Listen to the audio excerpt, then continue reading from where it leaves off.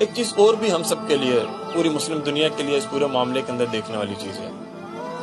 فلسطین کے اس وقت دو حصے ہیں، ایک غزہ کی پٹی جس کو ہم کہتے ہیں، جو اسرائیل وہاں کے سمندر اور کچھ حصہ اس کا مصر کے ساتھ لگتا ہے، دوسرا ویسٹ بینک ہے جس کو مغربی کنارہ یا جس کو بیت المقدس جہاں پر موجود ہے وہ حصہ پورا ہے۔ اس کے پورے درمیانی حصے کے اندر اسرائیل کا وجود ہے۔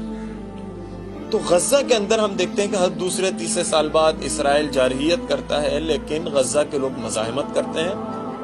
اور باقاعدہ مسلح مزاحمت کے نتیجے میں اسرائیل کی جرت نہیں ہوتی کہ اس کے فوجی فضائی حملے تو کر پاتے ہیں لیکن غزہ کے اندر داخل نہیں ہوتے۔ تو ہم نے دیکھا کہ حالیہ جتنی بھی غزہ کے ساتھ اسرائیل کی جنگیں ہوئی ہیں اس کے اندر ایک بڑی تعداد میں 2000 1500 لوگ مسلمانوں کے شہید ہوئے،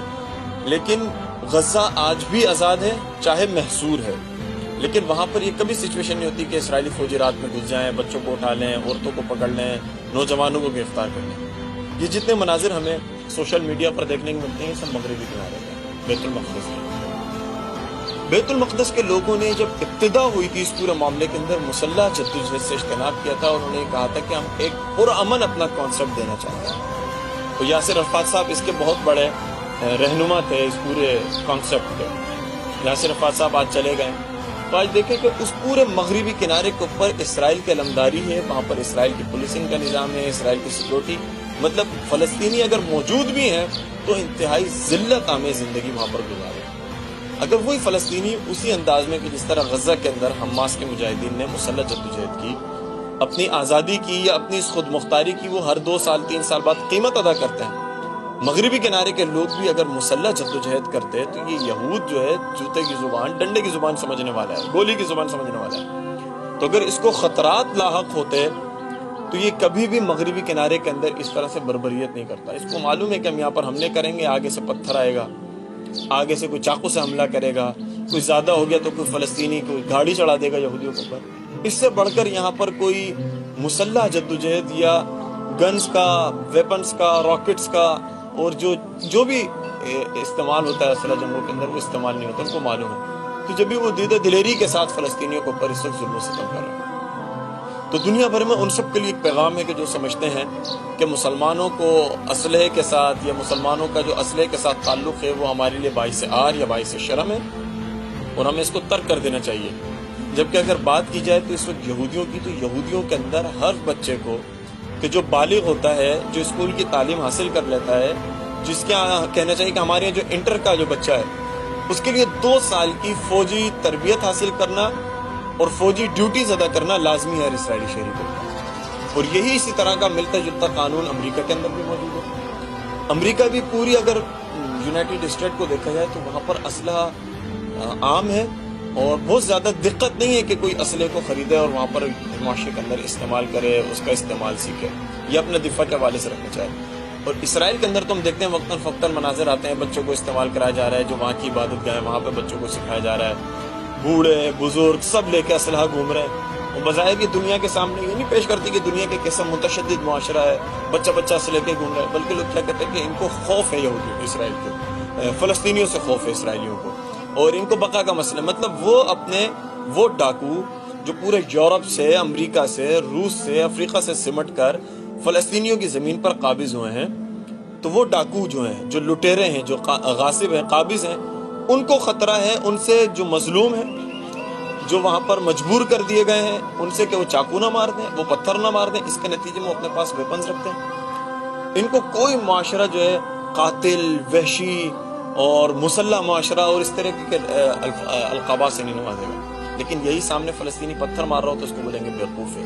پتھر مار رہا ہو تو دہشت گردی کی علامت ہے، پتھر مار رہا ہو تو یہ مزاحمت کی، اور اس کے نتیجے میں اسرائیلیوں کو جی دیکھیں موقع ملتا ہے، اور یہ تو بیوقوف ہے کہ جو گن والے کے سامنے مقابلہ۔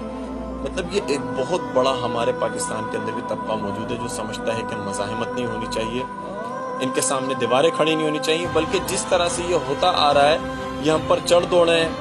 ہماری عورتوں کو قبضہ کر لیں، ہماری زمین پر قبضہ کر لیں، بچوں کو مار دیں، ہم خاموشی کے ساتھ سب سہتے چلے ہیں، کیونکہ ہم نے چو بھی کی تو ہم تو دہشت گرد قرار دے دی جائیں گے۔ تو پورا آج معاشرے کے اندر یہ پورا کانسیپٹ موجود ہے، اور اس کی وجہ یہ ہے کہ مادہ پرست ہمارا ماحول ہے۔ نبی کریم صلی اللہ علیہ وسلم نے کہا تھا کہ دلوں کو وہن لگ جائے گا، ایک وقت آئے گا تم پر کفار اسی طرح ٹوٹے پڑیں گے۔ تو لوگوں نے پوچھا تھا یا رسول اللہ اس کا کیا مطلب ہے؟ نے کہا تھا تم موت سے گھبرانے لگو اور دنیا کی محبت تمہارے اندر آ جائے گی. تو آپ اس وقت کی موجودہ صورتحال ہمارے حکمرانوں کا رویہ دیکھنے، مسلم دنیا کے حکمرانوں کا رویہ دیکھنے،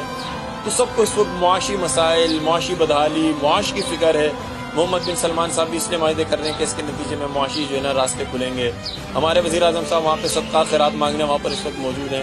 تو ان کو توفیق نہیں ہے کہ فلسطین کے حوالے سے کوئی بات کر لیں. سب کو اپنے اپنے معاش کی فکر ہے اور سمجھتے ہیں کہ شاید حالات اس طرح بہتر ہوں. ایک بڑی اس وقت دیکھا جائے تو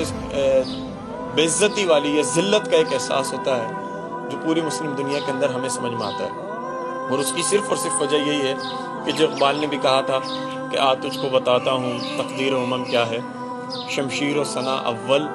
طاؤس اور رباب آخر. تو یہ شمشیر و ثنا اول یعنی کہ اس نے مثالیں دیتے ہیں کہ تلوار اور تیر پہلے ہے جس کے اندر تقدیر کی امم ہے، یعنی پوری قوم کی اس کے نتیجے میں بقا ہے، دفاع ہے، باقی رہنا ہے. اسی کے ذریعے کفار ہم پر حملہ نہیں کریں گے. اور طاؤس و رباب یعنی جو میوزک کی موسیقی کی چیزیں یہ بات کی، یہ ڈھول جس کا انسٹرومنٹ ہوتا ہے، ہم اس وقت ان کو استعمال کرتے ہیں. ہماری ہم بچہ کوئی ڈھول بجانا سیکھ لے، کوئی پیانو بجانا سیکھ لے تو ہم کہتے ہیں کہ دیکھو ماشاءاللہ کتنا اچھا بچہ ہے اور بڑا اچھا اس کی تربیت ہوئی ہوئی ہے. اور کوئی اگر بچہ کوئی کھلونا پسٹل بھی استعمال کر لیتا ہے اس کو ہم کہتے ہیں کہ یہ معاشرے کے اندر جو ہے دہشت گردی یا معاشرے کے اندر یہ تشدد کی علامت ہے، بچے سے اس طرح کی چیزیں چھین لینی چاہیے. جب ہم نے اپنے پورے معاشرے کو اس سے دور کیا ہے تو جس کا اللہ رب العالمین نے حکم دیا تھا کہ اپنے یہود و نصارہ تمہارے کبھی بھی دوست نہیں ہو سکتے، ان کے اوپر اتنی دہشت قائم رکھو کہ تمہارے اوپر کبھی بھی حملہ آور نہ ہو،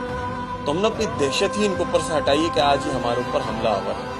اور جب حملہ آور ہیں تو ہم پوری قوم کے اندر ایک خوف، ہراس، بے یقینی کی اور مایوسی کی سی کیفیت ہے.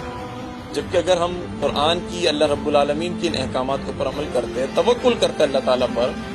جو ایک ایک مسلم امت کے اوپر یا ایک ایک نوجوان کے اوپر جہاد کی تیاری کرنا، جہاد کی تربیت حاصل کرنا، جہاد کے حوالے سے اپنے آپ کو تیار کرنا، صحت مند رہنا، یہ انتہائی ضروری ہے ہمارے. یہ چیزیں اگر ہمارے معاشرے کے اندر موجود ہوتی تو اس کے نتیجے میں ہم دیکھتے ہیں کہ معاشرہ صحت مند بھی ہوتا اور ہمارے جتنے دشمن ہیں ان کو ہمارے اوپر حاوی ہونے کا آج موجودہ دور میں موقع بھی نہ ملتا. تو میں سمجھتا ہوں کہ یہ جہاد سے دوری ہے جس کے نتیجے میں پورا ذلت کا احساس پھر ہمیں معاشرے کے اندر محسوس ہوتا ہے. تو مسلم دنیا اگر جہاد کا دوبارہ سے رستہ اپنا لے تو نہ کشمیر کہیں جائے گا، نہ انشاءاللہ فلسطین کہیں جائے گا. اسرائیل کا انشاءاللہ وقت قریب ہے نابود ہونے کا، ختم ہونے کا، برباد ہونے کا. ظلم ہے، بڑھ رہا ہے، انشاءاللہ اپنے اختتام کی طرف جائے گا. اور جس حال سے اس وقت ہندوستان میں اتر رہا ہے تو اس کے دن بھی بہت زیادہ دور نہیں ہے. تو انشاءاللہ ایک بہت بڑا چینج ہے جو آگے نوجوانوں کو آنے والا ہے. حقیقت سامنے آ جائے گی اور لوگوں کو محسوس ہو جائے گا جتنے منجن ہیں، امن کی بھاشائیں ہیں، امن کی آشائیں ہیں، جتنے امن کے جتنے دور ہیں، یہ اس وقت ہوتے ہیں کہ جب آپ کو برابری کی بنیاد پر تسلیم کیا جائے. جب آپ برابر نہیں ہیں، دشمن آپ کو برابر تصور نہیں کیا، تو پہلے دشمن کو مارا جائے، دشمن کو اس کی اوقات یاد دلائی جائے، دشمن کو پہلے چھوٹا کیا جائے جتنا بڑا قد آج دشمن کا بظاہر نظر آتا ہے، ورنہ دشمن کبھی بڑا نہیں. اس کو چھوٹا کریں گے تو دشمن ہم سے خود بات کرے گا اور ہماری شرائط پر انشاءاللہ دنیا کے سارے مسائل ہم اپنی شرائط کے اوپر انشاءاللہ مسلم دنیا آنے والے دور کے اندر حل کریں گے.